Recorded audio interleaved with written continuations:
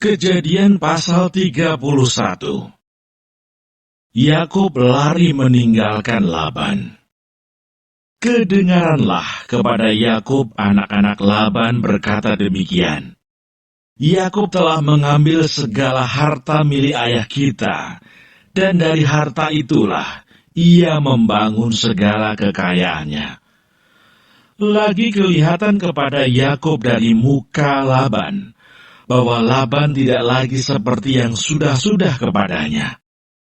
Lalu berfirmanlah Tuhan kepada Yakub, "Pulanglah ke negeri nenek moyangmu dan kepada kaummu, dan aku akan menyertai engkau." Sesudah itu Yakub menyuruh memanggil Rahel dan Lea untuk datang ke padang, ke tempat kambing dombanya. Lalu ia berkata kepada mereka, "Telah kulihat dari muka ayahmu, bahwa ia tidak lagi seperti yang sudah-sudah kepadaku. Tetapi Allah ayahku menyertai aku. Juga kamu sendiri tahu, bahwa aku telah bekerja sekuat-kuatku pada ayahmu. Tetapi ayahmu telah berlaku curang kepadaku, dan telah 10 kali mengubah upahku. Tetapi Allah tidak membiarkan dia berbuat jahat kepadaku. Apabila ia berkata, 'Yang berbintik-bintiklah akan menjadi upahmu,' maka segala kambing domba itu beroleh anak yang berbintik-bintik. Dan apabila ia berkata, 'Yang bercoreng-corenglah akan menjadi upahmu,' maka segala kambing domba itu beroleh anak yang bercoreng-coreng. Demikianlah Allah mengambil ternak ayahmu dan memberikannya kepadaku. Pada suatu kali pada masa kambing domba itu suka berkelamin, maka aku bermimpi dan melihat bahwa jantan-jantan yang menjantani kambing domba itu bercoreng-coreng, berbintik-bintik, dan berbelang-belang. Dan malaikat Allah berfirman kepadaku dalam mimpi itu, 'Yakub.' Jawabku, 'Ya Tuhan.' Lalu ia berfirman, 'Angkatlah mukamu dan lihatlah, bahwa segala jantan yang menjantani kambing domba itu bercoreng-coreng, berbintik-bintik, dan berbelang-belang. Sebab telah kulihat semua yang dilakukan oleh Laban itu kepadamu. Akulah Allah yang di Betel itu, di mana engkau mengurapi tugu, dan di mana engkau bernasar kepadaku.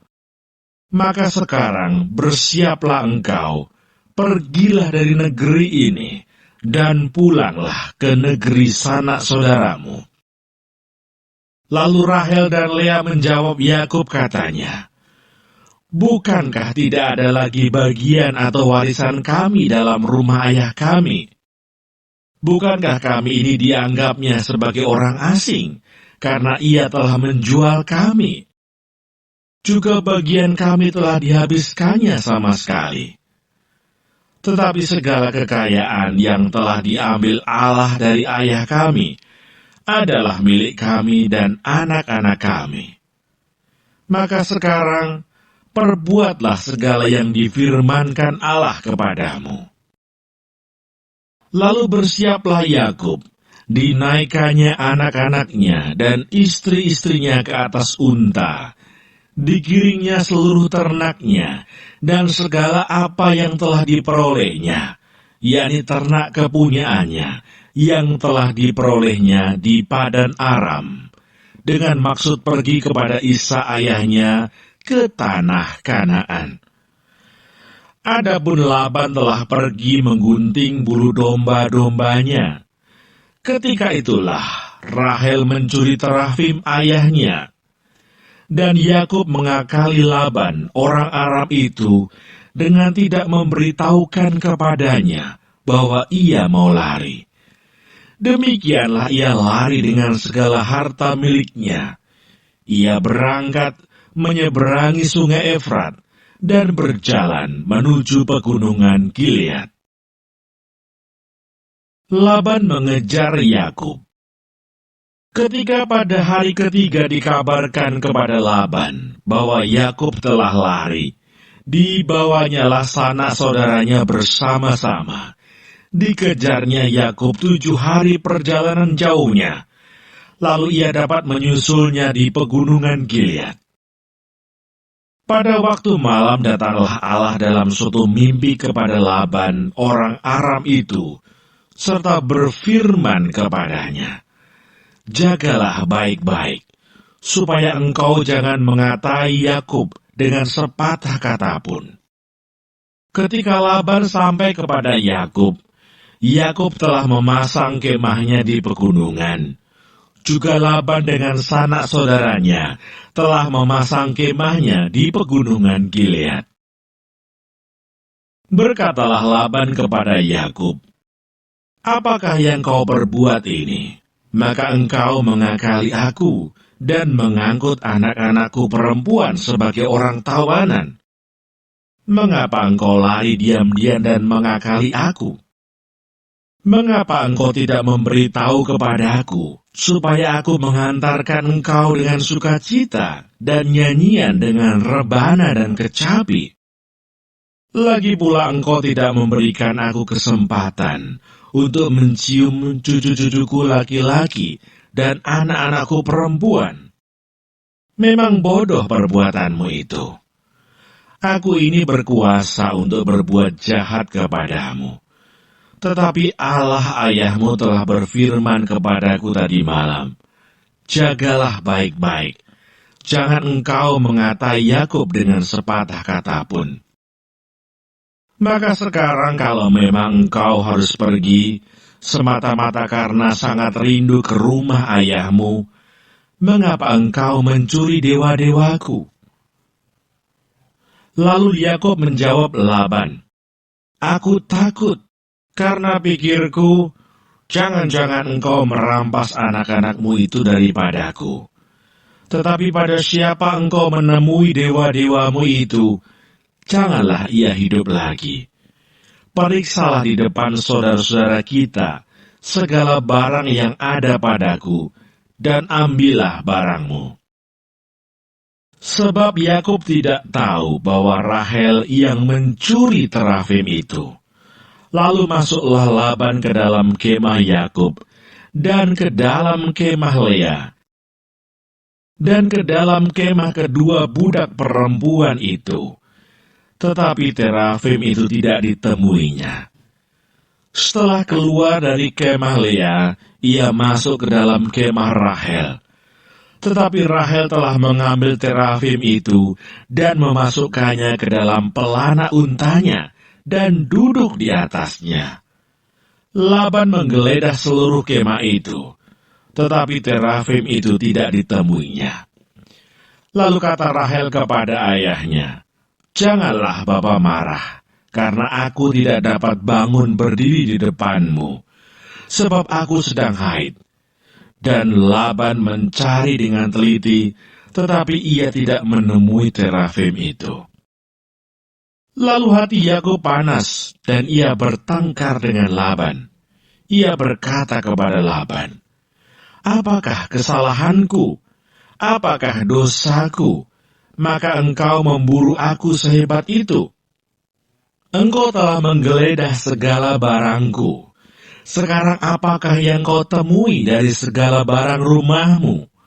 Letakkanlah di sini, di depan saudara-saudaraku dan saudara-saudaramu, supaya mereka mengadili antara kita berdua. Selama 20 tahun ini aku bersama-sama dengan engkau.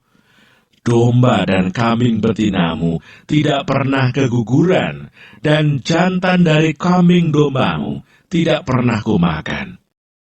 Yang diterkam oleh binatang buas tidak pernah kubawa kepadamu. Aku sendiri yang menggantinya, yang dicuri orang baik waktu siang, baik waktu malam, selalu engkau tuntut daripadaku. Aku dimakan panas hari waktu siang, dan kedinginan waktu malam, dan mataku jauh daripada tertidur. Selama 20 tahun ini aku di rumahmu. Aku telah bekerja padamu 14 tahun lamanya untuk mendapat kedua anakmu dan 6 tahun untuk mendapat ternakmu. Dan engkau telah 10 kali mengubah upahku. Seandainya Allah ayahku, Allah Abraham dan yang disegani oleh Ishak tidak menyertai aku, tentulah engkau sekarang membiarkan aku pergi dengan tangan hampa. Tetapi kesengsaraanku dan jerih payahku telah diperhatikan Allah, dan Ia telah menjatuhkan putusan tadi malam. Perjanjian antara Yakub dan Laban. Lalu Laban menjawab Yakub, "Perempuan-perempuan ini anakku, dan anak-anak lelaki ini cucuku, dan ternak ini ternakku. Bahkan segala yang kau lihat di sini adalah milikku. Jadi apakah yang dapat ku perbuat sekarang kepada anak-anakku ini, atau kepada anak-anak yang dilahirkan mereka? Maka sekarang, marilah kita mengikat perjanjian, aku dan engkau, supaya itu menjadi kesaksian antara aku dan engkau." Kemudian Yakub mengambil sebuah batu, dan didirikannya menjadi tugu. Selanjutnya berkatalah Yakub kepada sanak saudaranya, "Kumpulkanlah batu." Maka mereka mengambil batu dan membuat timbunan. Lalu makanlah mereka di sana di dekat timbunan itu. Laban menamai timbunan batu itu Yegar Sahaduta, tetapi Yakub menamainya Galet. Lalu kata Laban, "Timbunan batu inilah pada hari ini menjadi kesaksian antara aku dan engkau." Itulah sebabnya timbunan itu dinamainya Galet dan juga Mispa, sebab katanya, "Tuhan kiranya berjaga-jaga antara aku dan engkau apabila kita berjauhan. Jika engkau mengaibkan anak-anakku, dan jika engkau mengambil istri lain di samping anak-anakku itu, ingatlah, walaupun tidak ada orang dekat kita, Allah juga yang menjadi saksi antara aku dan engkau." Selanjutnya kata Laban kepada Yakub, "Inilah timbunan batu, dan inilah tugu yang kudirikan antara aku dan engkau. Timbunan batu dan tugu inilah menjadi kesaksian bahwa aku tidak akan melewati timbunan batu ini mendapatkan engkau, dan bahwa engkau pun tidak akan melewati timbunan batu dan tugu ini mendapatkan aku dengan berniat jahat. Allah Abraham dan Allah Nahor, Allah ayah mereka, kiranya menjadi hakim antara kita." Lalu Yakub bersumpah demi yang disegani oleh Ishak ayahnya, dan Yakub mempersembahkan korban sembelihan di gunung itu. Ia mengundang makan sanak saudaranya, lalu mereka makan serta bermalam di gunung itu. Keesokan harinya pagi-pagi Laban mencium cucu-cucunya dan anak-anaknya serta memberkati mereka. Kemudian pulanglah Laban kembali ke tempat tinggalnya.